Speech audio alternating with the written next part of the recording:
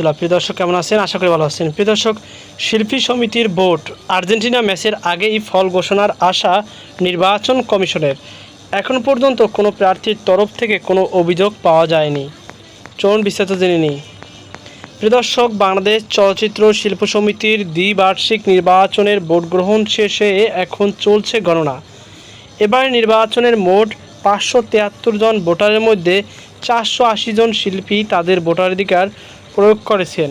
শুক্রবার সন্ধ্যা 6টায় ভোট গ্রহণ শেষে সাংবাদিকদের মুখোমুখি হয়ে এই তথ্য জানিয়েছে নির্বাচন কমিশনার খোরশেদ আলম খসরু।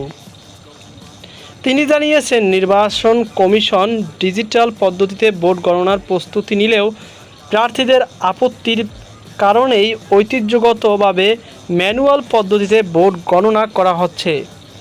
খসরু বলেন, আমরা এবার চেয়েছিলাম ডিজিটাল কাউন্টিং করার জন্য, সেখানে হয়তো 2 ঘন্টা কাউন্টিং হয়ে যেত, কিন্তু উভয় প্যানেলের নেতৃবৃন্দ যারা প্রার্থী হিসাবে দাঁড়িয়েছে তারা বলেছেন যে তারা ম্যানুয়ালি গণনা চান।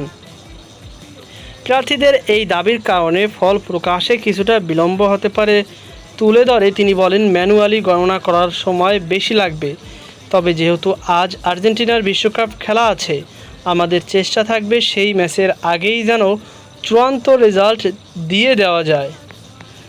ভোটের পরিবেশ নিয়ে সন্তোষ প্রকাশ করে এই নির্বাচন কমিশনার বলেন, সুষ্ঠু ও নিরপেক্ষ ভোট হয়েছে।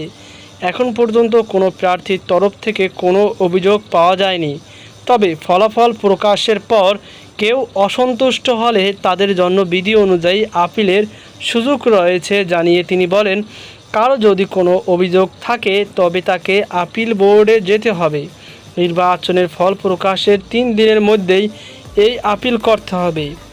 কোনো প্রার্থী ভোট পুনর্গণনার রিকাউন্ট আবেদন করলে পুরো ভোট নতুন করে গোনা হবে না জানিয়ে খসরু স্পষ্ট করেন, যদি কোনো প্রার্থী মনে করেন তার ভোট তিনি আবার রিকাউন্ট করাবেন তাহলে তিনি আপিল বোর্ডে আবেদন করতে পারেন।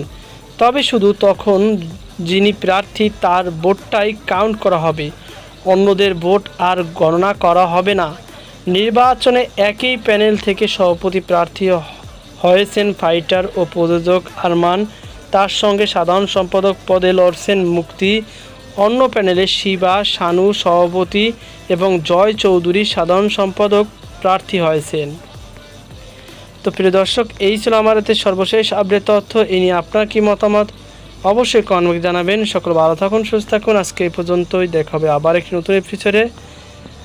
ততদিন পর্যন্ত ভালো থাকুন। আল্লাহ হাফেজ।